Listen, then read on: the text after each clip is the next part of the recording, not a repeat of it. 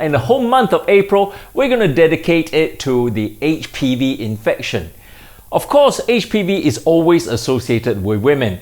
Let's dwell into the figures and what we're looking at.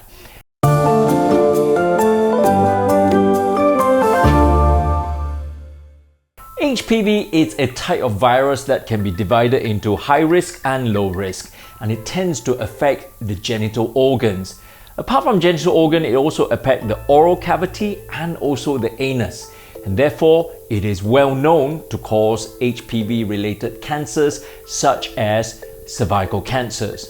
In fact, believe it or not, HPV actually constitutes about 5% of all cancers, especially the new cancers associated with such virus. In fact, as far as women is concerned, 620,000 women every year are affected by HPV. 500,000 of them are probably caused by HPV-related cervical cancer, but also women also get oral-related HPV cancer and vulvar and vaginal cancer and anal cancer. But this is something that most people get it wrong, is because if you assume it's a woman's disease, then you'll be very surprised because 70,000 men are also affected by HPV-related cancers, and that include penile cancer, oropharyngeal cancer, and anal cancer.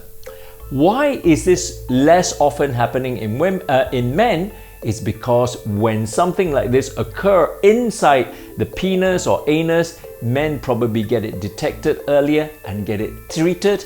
But for women, you need to have screening in order to detect that, and when it occurs internally, it can potentially present it late. For HPV-related cancer in women, it tends to happen in low socio-economic countries. So it's quite high in about a quarter of this happen in African countries and also in low income countries.